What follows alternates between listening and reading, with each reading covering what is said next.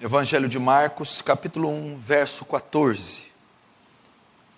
Diz assim: depois de João ter sido preso, foi Jesus para a Galileia, pregando o Evangelho de Deus, dizendo: o tempo está cumprido e o reino de Deus está próximo. Arrependei-vos e crede no Evangelho. Mais uma vez a última parte. Arrependei-vos e crede no Evangelho. Estima-se que morram de 45 a 50 milhões de pessoas por ano. É a média de pessoas que vai a óbito, mais ou menos. 50 milhões de pessoas morrem todos os anos. 50 milhões de pessoas. Quantas dessas pessoas, das 50 milhões que morrem, já ouviu o Evangelho pelo menos uma vez? Quantas dessas 50 milhões de pessoas foram salvas ou estão salvas? Hoje já morreu um número altíssimo de pessoas, e morrerá ainda mais até o final do dia, e morrerão mais e mais ao final desse mês. O Instituto Moody diz que apenas 5% das pessoas da igreja atual tiveram a experiência de levar um pecador para Jesus. Somente 5% dos cristãos da igreja atual, 5%, tiveram a experiência de levar um pecador a Jesus. Significa que 95% dos cristãos, 95% da igreja de Cristo, nunca teve a experiência de levar um pecador para Jesus.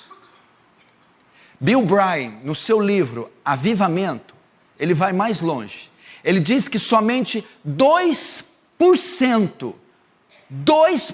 dos cristãos atuais testemunham da sua fé para outros.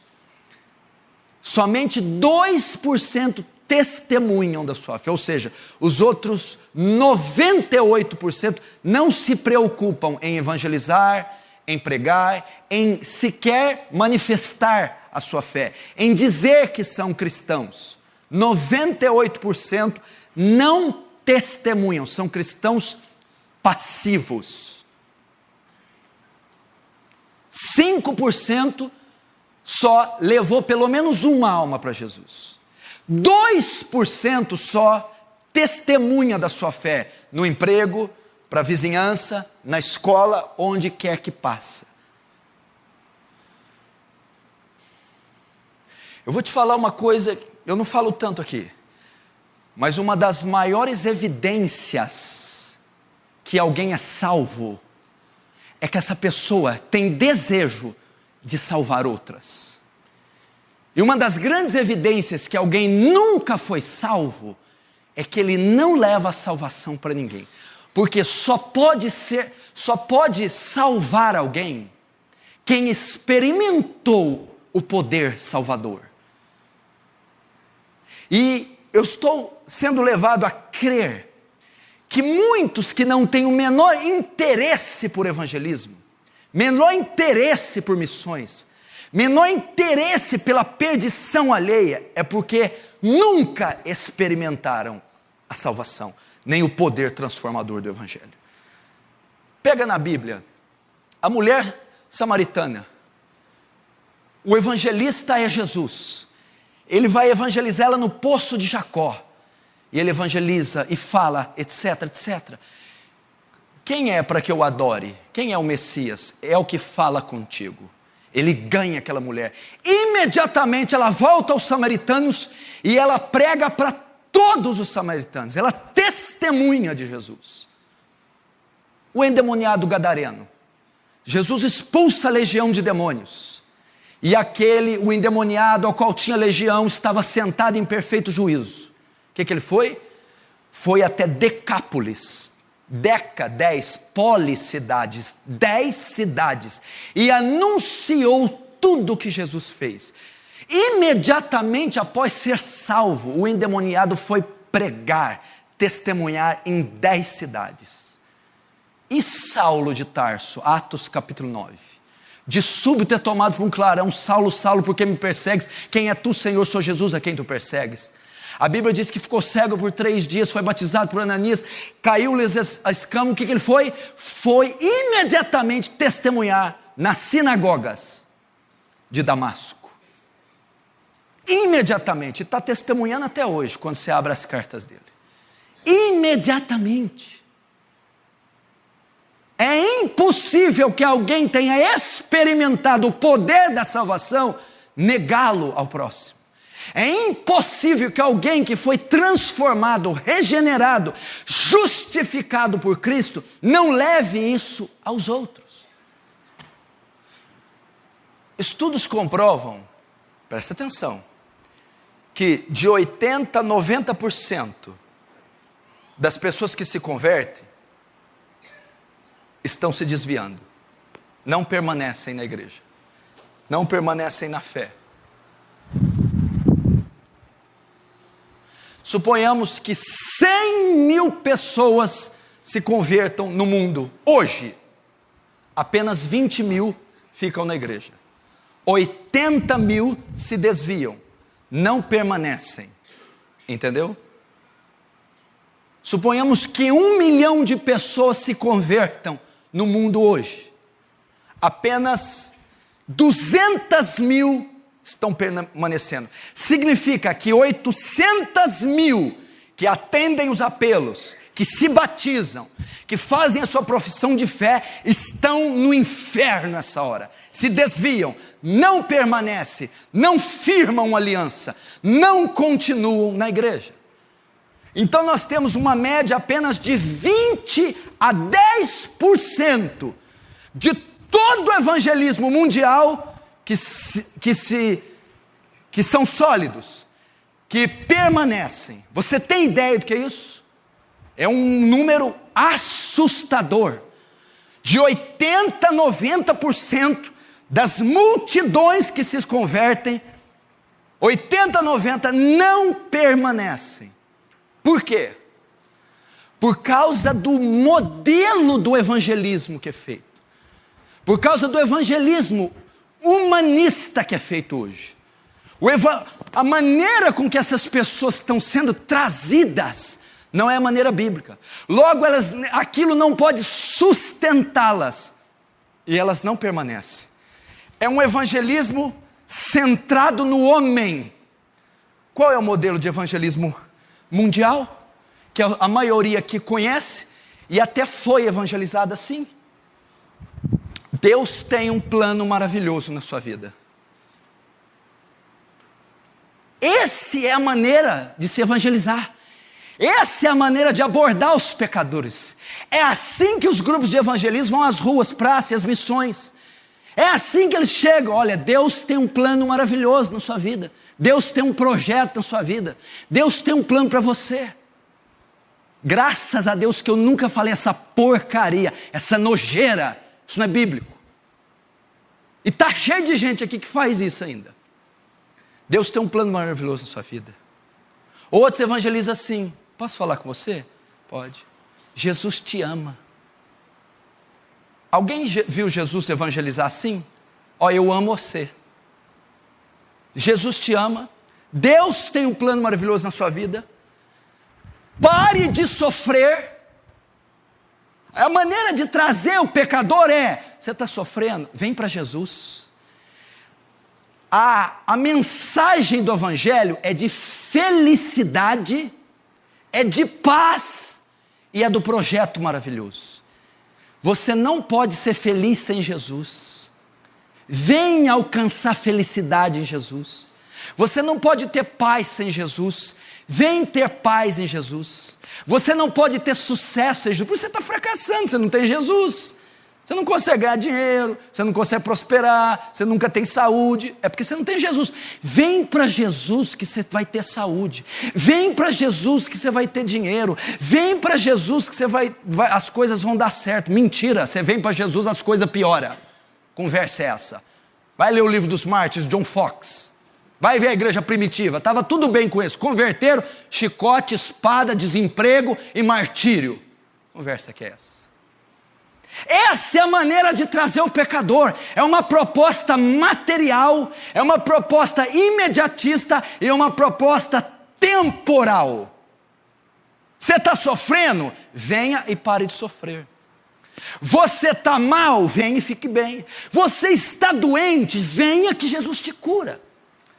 Deus tem um plano maravilhoso na sua vida. Então esse método de evangelismo é que tem feito esses números. 80% das pessoas que são evangelizadas assim não permanecem na igreja, porque isso não é o evangelho de Cristo. Sabe por que não é evangelho? Porque não foi isso que Jesus ensinou. Você está entendendo? Agora você sabe ver por que nós temos congregações cheias de bodes. Você tem igrejas cheias de virgens nécias, igrejas cheias de joio, igrejas cheias de bode, porque eles vieram com essa proposta. Eu vou te dar um exemplo. Tem um satanista aqui 3 ruas para cima. Ele é casado com uma feiticeira, macumbeira. Ela mata boi, galinha, mata até criança para fazer ritual para Satanás, para Lúcifer. A filha dela está doente. E ela não consegue a cura, a filha da bruxa. Não consegue, vai no médico, faz nada. Aí aqui tem uma placa. Milagres acontecem aqui quarta-feira, cura de qualquer enfermidade. No desespero, essa macumbeira vai vir com a filha no colo e vai entrar nessa igreja. Vai cantar louvores, vai orar, vai ler a Bíblia. Mas ela não veio porque ela está interessada na fé. Ela não veio porque ela quer um pacto com Cristo. Ela não veio porque ela se arrependeu dos pecados. Ela veio por causa da necessidade da cura da filha. E a igreja está oferecendo isso. Logo ela veio apenas atraída pelo alívio. Essas pessoas que estão na igreja não são convertidas porque elas vieram atraídas pelo sucesso financeiro. Elas vieram por causa da dor. Elas querem viver livre da dor. Elas vieram porque estão em pobreza, querem enriquecer. Elas vieram porque estão se sentindo sozinhas. A maneira que as atraiu, o método que as atraiu não foi o evangelho. Foi uma proposta carnal. Foi uma proposta materialista. Então, na verdade, está atraindo um monte de bode, um monte de joio, que nunca nasceu de novo. É isso que tem a igreja. Aí o que vai acontecer? 80% desse povo que veio atrás do carro, da casa, da cura. Uma vez que Jesus não vai fazer isso, porque Ele não prometeu fazer isso com todo mundo, essas pessoas vão começar a sair, porque aquilo não vai acontecer.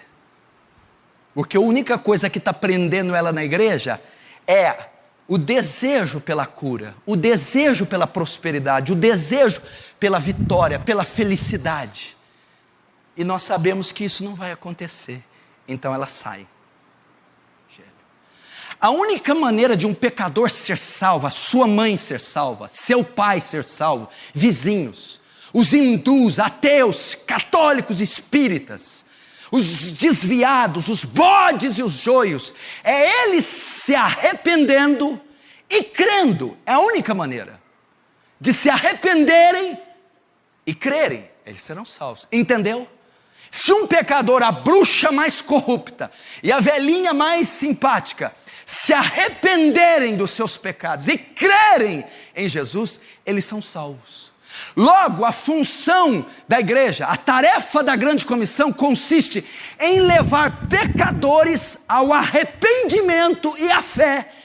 Se você está evangelizando alguém, quem quer que seja, a sua grande função é levar esse homem, essa jovem, esse pai e mãe, esse amigo, ao arrependimento e à fé.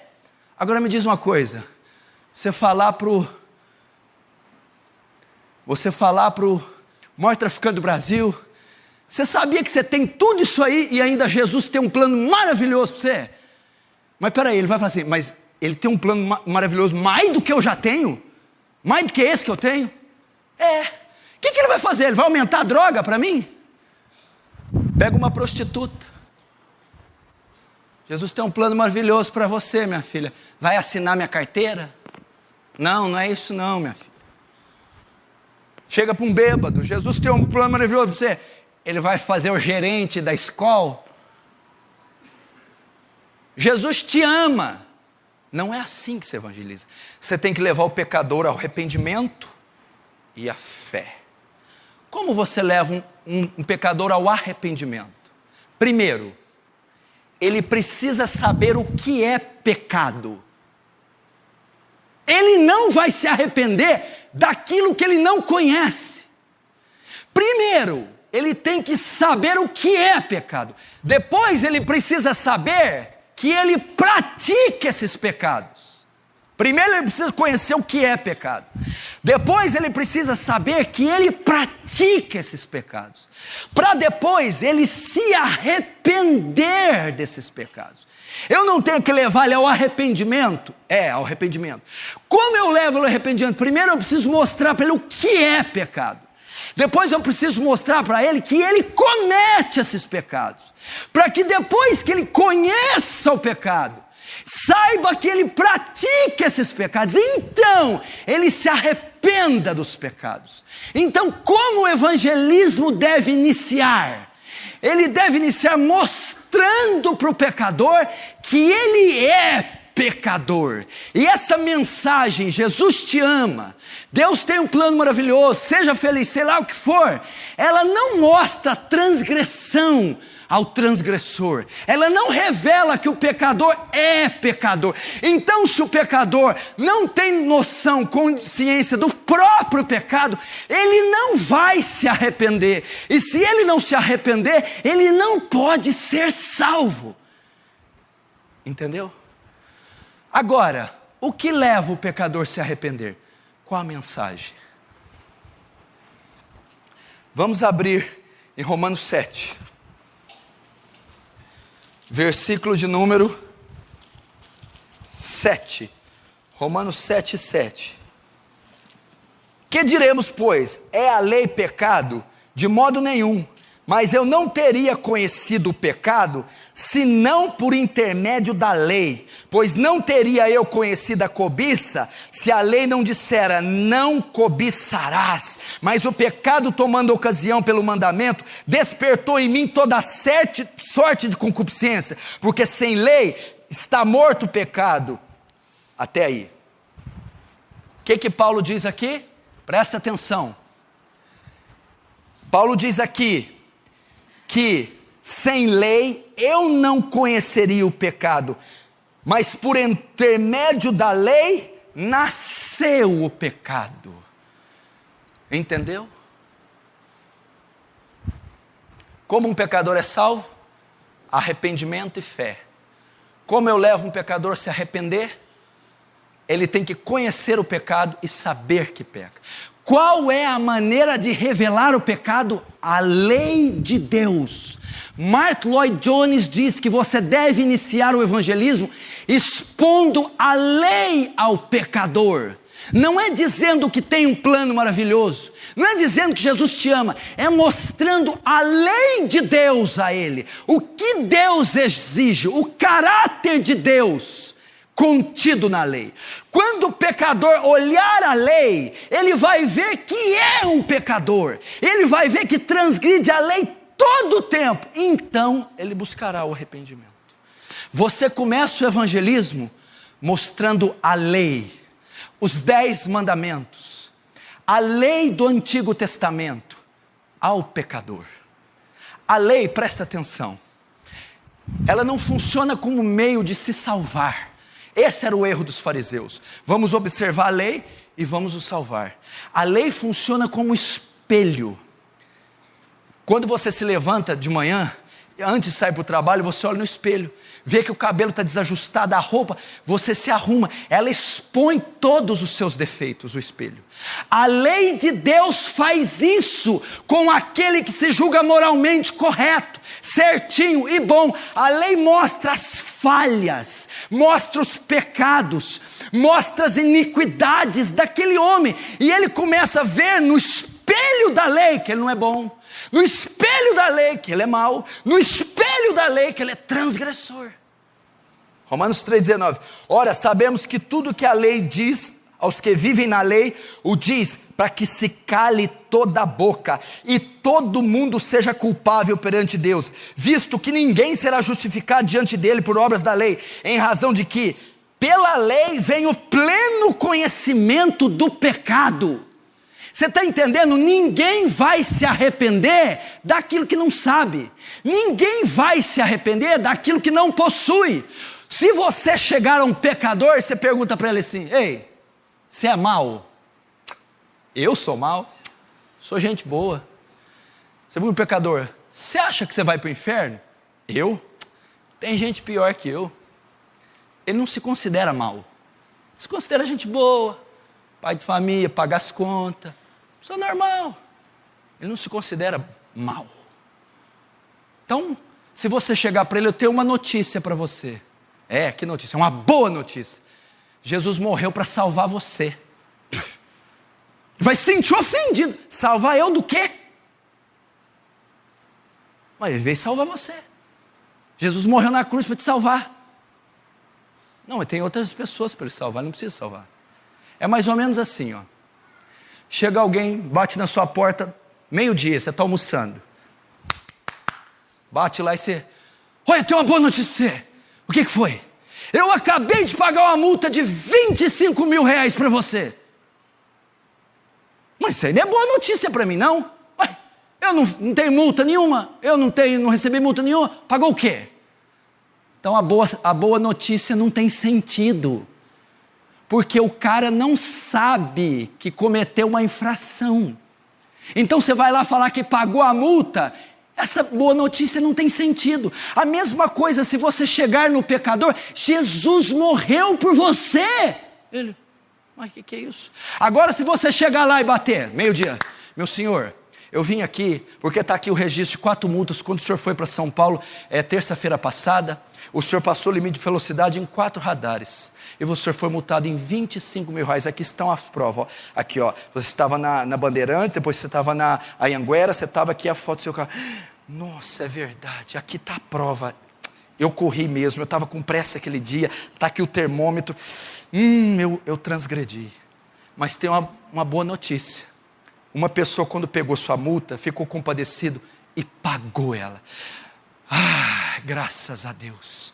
A mesma coisa. Não tem valor a cruz de Cristo, não tem valor o sacrifício de Cristo, se você não mostrar ao penitente que ele é transgressor, pecador, que ele infringiu todas as leis de Deus e ele merece o castigo. A boa notícia começa falando da má notícia.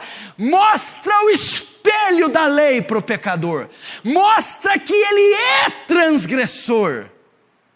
É assim que inicia o evangelismo. Quer ver? Eu vou dar um exemplo. Eu vou te evangelizar, você que se acha bonzinho. Você é bom? Então vamos lá. Vamos lá. Você é bom? Sou. Eu vou te dar aqui uns 4 mandamentos da lei. Vou te mostrar a lei. Não matarás. Não furtarás. Não dirás falso testemunho. Não cobiçará a mulher do teu próximo. E não tomarás o nome de Deus em vão. 5 dos 10 mandamentos. Ok? Para você que é bonzinho. Já mentiu uma vez? Já. Já catou uma coisa que não é sua? Pegou uma coisa, uma bala quando era criança, uns reais. Pegou uma coisa pelo menos. Já tomou o nome de Deus em vão uma vez pelo menos? Já olhou para uma mulher com intenção impura alguma vez? Já mentiu? Já matou alguém? Quem mente é o quê? Mentiroso. Quem cobiça a mulher é o quê? A Bíblia diz que quem olhar para uma mulher com intenção impura no coração, já adulterou com ela. É adúltero. Quem furta é o quê? Ladrão. Quem toma o nome de Deus é o quê? Blasfemo. Quem odeia o seu irmão, a Bíblia diz, quem odeia o seu irmão é homicida. E sabemos que nenhum homicida tem parte nele, a vida eterna. Quem odeia o irmão é o quê? Assassino. Agora fala assim, olha aqui para mim. Você acha que um mentiroso, adúltero, assassino, um blasfemo, qual que é o outro? E um ladrão, vai para o céu? Um mentiroso, blasfemo, ladrão, assassino, adúltero, vai para o céu? Olha o que a lei faz com você. Mentiu uma vez só? É mentiroso. Mas você não mentiu uma. Olhou para uma mulher uma vez só? É adúltero. Mas você não olhou só uma vez. Tomou o nome de Deus em vão? Tomou várias vezes. Blasfemo. Furtou qualquer coisa que seja, usou o telefone da firma, fez alguma coisa? Ladrão. E onde que ladrão merece ir? Ladrão. Ladrão vai para onde? Vai para o céu. Onde que adúltero vai? Lugar de adúltero é o céu. Onde que mentiroso vai? Mentiroso vai para onde? É para o céu. Onde que blasfemo tem que ir? Qual que é o lugar de blasfemo? É para o inferno. Você não é tão bom assim. Você é adúltero, mentiroso, você é blasfemo, ladrão, é o que você é. A lei foi feita para isso. Não, mas dos 10 mandamentos, uns 3 eu estou cumprindo, uns 8. A Bíblia diz que quem transgride um mandamento da lei, é culpado por toda a lei. Por isso que ele diz em Romanos 3, para que toda boca se cale no dia do juízo. Todo mundo é condenado. A função da lei é só mostrar o pecado. Eu vou até mais longe, vamos lá. A Bíblia diz que Deus vai julgar os pensamentos, ok? Se você tiver um pensamento impuro, estima-se que a pessoa tem 30 mil pensamentos por dia. 30 mil. Por dia. Vamos dizer que dos 30 mil, só um você peque. Um pensamento. Você tem um por dia. Por ano você tem 365. Em 10 anos, você tem 3.650 pensamentos impuros. Só um desses te mandaria para o inferno. Só no pensamento. Você pode ficar amarrado em casa, você não precisa fazer nada. Você está vendo? Se você pecasse só no pensamento, dos 30 mil, só um por dia, em 10 anos você tinha 3.650 pecados para dar conta no juízo. Não tem jeito. Você não é bom. Abre comigo em Marcos 10, para você ter uma ideia. Marcos 10. Jesus fez isso com o jovem rico. Verso 17.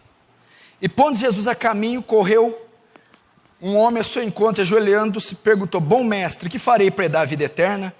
Respondeu-lhe Jesus: por que me chama bons? Ninguém é bom senão um que é Deus. Sabes os mandamentos? Não matarás, não adulterarás, não furtarás, não dirás falso testemunho, não defraudarás ninguém, honra teu pai e tua mãe. Então respondeu: mestre, tudo tenho observado desde a minha juventude. E Jesus, fitando, o amou e disse: só uma coisa te falta, vai e vende tudo que tens e dá aos pobres, terás um tesouro no céu, então segue-me. Ele, porém, contrariado com essa palavra, retirou-se triste, porque era dono de muitas propriedades.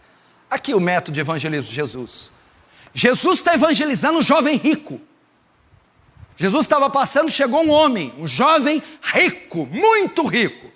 Mestre, mestre, o que faço para herdar a vida eterna? Não foi nem Jesus que foi nele. Você já imaginou se chega alguém assim em nós? Irmão, eu quero ir para o céu, eu quero herdar a vida eterna, eu quero converter, o que eu faço? Faz a oração do pecador. Pede para Jesus entrar no seu coração. Vem cá, vamos fazer uma reunião, vamos tomar um chá, vamos vir com a gente, eu vou te dar um monte de filme, de coisa. Jesus não fez isso. Jesus resistiu ele ainda. Bom? Por que me chama bom? Jesus sabia onde o jovem rico queria chegar. Quando ele chamou Jesus de bom homem, ele tinha uma noção errada da natureza do homem, o jovem rico. Mestre, o senhor é bom. Homens são bons, e eu observo a lei, eu também sou bom. Jesus vai desfazer a visão da natureza do homem que o jovem rico tinha. Por que me chama bom? Só um é bom, que é Deus. Jesus está dizendo assim, você tem uma visão errada de si próprio, você se julga bom, você acha que você é certinho, só um é bom. Sabe qual que é a tradução da palavra bom? Moralmente perfeito. Só Deus é moralmente perfeito. Jovem rico, você não é bom, e eu vou te provar. Bom mestre, o que eu faço para entrar na vida eterna? Conhece os mandamentos? Não adulterarás, não furtarás, não dirás falso testemunho, honra teu pai. Tudo isso tenho guardado desde a mocidade. Jesus vai mostrar para ele que ele é corrupto. Ele vai apresentar a lei para ele. Primeiro ele vai dizer, não existe homem bom. Todos pecaram e destituídos da glória de Deus estão. Todos sãovis e desprezíveis. Só Deus é bom. Sabe como eu te provo? Eu vou mostrar a lei para você. Não matarás, não adulterarás, não dirás falso testemunho, não cobiçarás, honra teu pai e tua mãe. O jovem rico, isso aí eu tenho feito desde a minha mocidade. Ah é? Agora Jesus vai pegar ele. Então tá bom, vende todos os teus bens e dá aos pobres. Ele não quis. Os 5 mandamentos que Jesus estava referindo-se, os 5 mandamentos que Jesus estava citando, referia-se ao segundo maior mandamento, ama o teu próximo. Quando Jesus pôs em prova se ele amava mesmo, não furtarás, não adulterarás, não, Jesus disse, pega o teu dinheiro e dá a todas essas classes de pessoas. Ele não quis dar. Jesus mostrou para ele, está vendo? Você não consegue cumprir a lei. É impossível cumprir a lei. Você não tem condição de cumprir a lei. Você não ama de fato essas pessoas. Então ele se entristeceu. Por que ele se entristeceu? Porque quando Jesus disse, pega todo o teu dinheiro e vende aos pobres, expôs a avareza do jovem rico, expôs que ele quebrou todos aqueles 5 mandamentos da lei, que eram relativos ao próximo. Não pode cumprir. É a lei, meu irmão. É com a lei que você evangeliza. Ele se acha bom, se acha justo, acha que vai para o céu. Contudo, eu tenho que levá-lo ao arrependimento. Mas como eu vou levar alguém que se acha justo, bom, reto, honesto, ao arrependimento? Como eu vou dizer que Jesus morreu para ele? Isso é uma grande notícia, se ele não se acha digno de alguém ter morrido por ele. Eu não preciso que alguém morra por mim, mas que bobagem é essa? A única maneira é eu mostrando, revelando os seus pecados, o seu câncer, a sua podridão. E qual a ferramenta que eu utilizo para mostrar? A lei de Deus. Deus abomina quem mente. Rapaz, eu minto. Deus abomina quem cobiça. Rapaz, eu cobiço. Deus condenará quem blasfema. Eu blasfemo. Então, quando eu mostro a lei para ele, ele vai se arrepender, ele vai ver a necessidade que ele tem de salvação, ele vai ver a abominação que ele é, e ele vai correr a um Salvador, ele vai procurar o antídoto, ele vai atrás da cura, ele vai se dobrar e bater no peito e dizer, eu sou um pecador. Ele vai se arrepender. Mas eu tenho que levar ele à fé também. Só o arrependimento não é suficiente. Eu tenho que levá-lo à fé. O que é a fé? É a confiança, é a segurança no mérito de outro. Meu irmão, sem a lei, o pecador confia em si próprio. Ele tem fé nas suas obras, nas suas continhas pagas, na sua moral. Mas quando você apresenta a lei, ele vê que é possível ele ser salvo, que ele não tem a menor condição de se salvar, que todas as suas obras são trapos de imundícia. Então ele vai lançar a sua esperança em outro, na obra de outro, no mérito de outro. Então ele crê em Cristo através da lei. É assim que ele se converte. Você está vendo? Como é que você vai ter fé salvadora? Presta atenção, a fé para curar o câncer, a fé para abrir uma porta, não é a mesma fé que salva. Essa é uma fé no milagre, até o incrédulo tem. A fé salvadora é quando eu olho para o espelho da lei e eu vejo a miséria de homem que eu sou e perco toda a esperança de ser aceito por mim mesmo e lanço a minha esperança em Cristo, na obra dele, na cruz dele. Eu confio na cruz, no mérito que ele conquistou. Eu lanço essa esperança nele. Isso é fé salvadora. Tem alguma coisa a ver com Jesus te ama? Deus tem um plano maravilhoso na tua vida? Como é que você vai conduzir um bandido, assassino, pinganhada, maluco, adúltero, mentiroso, fofoqueiro, egoísta, avarento, ao arrependimento, falando que Deus tem um plano maravilhoso? Aí vai permanecer na igreja sem conversão, só esperando a cura, esperando o carro, esperando o casamento, esperando a felicidade. Enquanto isso, vai manchando as ovelhas, vai cometendo pecados, escândalos, mau testemunhos, maledicência, mentira, fofoca, má postura, má vestimenta, divisão, facção, porque são lobos, bodes, que nunca nasceram de novo, vieram na igreja ávidos por uma promessa, vieram sedentos atrás de uma bênção, de uma cura, mas nunca olharam para si próprios e viram a perdição que estão, e vieram rastejando ao altar, pedindo a misericórdia do Salvador, porque nunca ouviram o evangelho verdadeiro.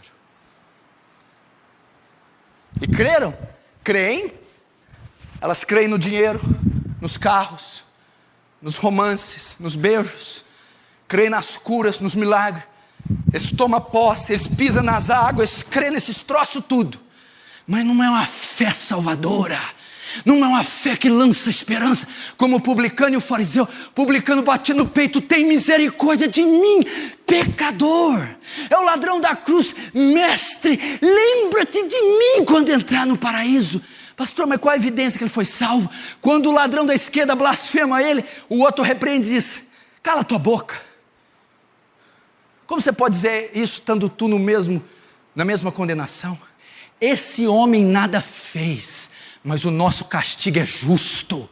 Ele reconheceu a senhoria, a divindade de Cristo, e reconheceu a abominação que ele era. Eu mereço estar na cruz, eu mereço morrer. Mas ele se arrependeu ao dizer: mestre, lembra-te de mim quando entrar no paraíso. Mas essa é uma das maneiras bíblicas de se evangelizar. Você mostra a lei para o pecador. Pode pregar para qualquer um que fala: eu sou bom. Ah, você é bom? Sou. Você vai para o céu? Vou. É gente boa? Sou gente boa. Então vem cá, vamos ler os 10 mandamentos. Vamos ver qual dos 10 você cumpre. Ele vai ver que ele não cumpre nenhum, que ele é tão bandido, assassino como Hitler, Stalin, qualquer estuprador, qualquer mentiroso, e que ele carece de um Salvador. Ele carece de se arrepender e crer em Cristo. Meu irmão, talvez tenham pessoas aqui assim, que não tiveram a experiência salvadora em sua vida. Talvez seja esse o motivo de você não ter interesse nenhum para trazer almas a Cristo. Talvez você não experimentou o poder transformador do Evangelho. Sabe por quê? Porque talvez você está aqui nessa igreja e você veio à fé com esse tipo de evangelismo. Você veio por causa de uma doença. Você veio por causa de uma necessidade. Você veio para ser feliz. Você veio para arrumar um casamento. Você veio para se dar bem na vida. Você veio porque disseram, te prometeram que você tomaria posse, pisaria nas águas, seria mais que vencedor, teria tudo. E aliás, é isso que atrai pessoas para a igreja. Elas estão más, querem ficar bem. Estão solteiras, querem casar. Estão tristes, querem ser felizes. Por isso que a maioria está sentada nos bancos. São bodes, são joios, são virgens nécias. Porque não é essa mensagem transformadora. A cruz de Cristo não se limita a isso. Você precisa entender, meu irmão. Todos pecaram, destituídos da glória de Deus estão. Meu irmão, no dia do juízo toda a boca vai se calar. Ele vai usar a lei de Moisés para julgar os pecadores. Diante da lei, o que você vai poder fazer? Quando ele for julgar, não dirá falso testemunho. Você vai ver quantas mentiras contou na sua vida. Quando ele julgar, não adulterarás. Você vai ver quantos homens e mulheres cobiçou na sua vida.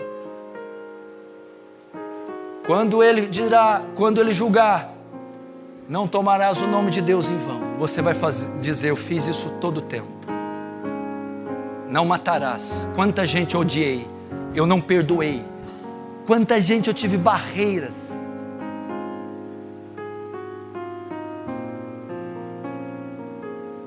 E toda a boca vai se calar. E você vai ser condenado.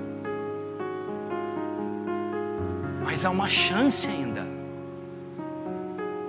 Você tem que clamar, rastejar por misericórdia. Jesus evangelizou a mulher adúltera. Mestre, na lei de Moisés diz que a mulher que é pega em adultério tem que ser apedrejada. Tu o que dizes? Realmente, a lei mostra que ela é adúltera. A lei mostra que ela merece pedras. A lei mostra que essa mulher tem que ser condenada. Mas quando Jesus fala, vai, não peques mais.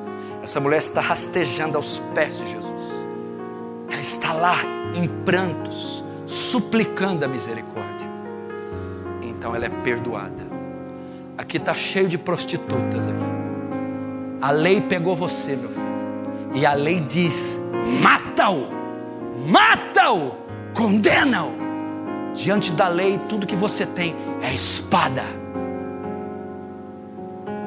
Mas tem um Salvador aqui, com o braço estendido para você, dizendo, vem pecador. Vem pecador. Vem antes que seja tarde. Sabe qual é o pecado que mais vai levar a gente para o inferno? E eu temo que seja o seu esse. Sabe qual que é? O orgulho. Por causa de orgulho, pessoas não se rebaixam. Por causa de orgulho, pessoas não admitem. Por causa de orgulho, pessoas não se submetem. O orgulho foi o pecado original. O pecado de Lúcifer. Faz como aquela mulher. Você já parou para pensar se hoje for o seu último dia? E se for hoje? E se o comércio da Franca mantiver com sua foto e uma cruzinha do lado? Se for o último dia da sua vida, adeus carros, casas, adeus prazer, acabou, game over para você. Onde será o seu destino? Onde será o seu fim? Que fim você terá?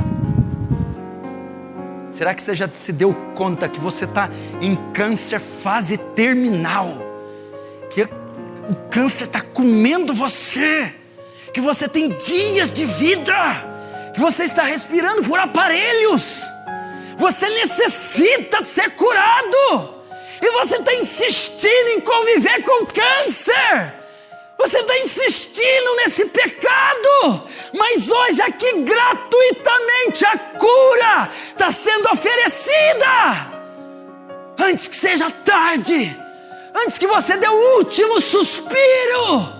antes que você morra e nunca mais venha à vida. Se arrependa. Se arrependa. Se arrependa. Se arrependa. Se arrependa.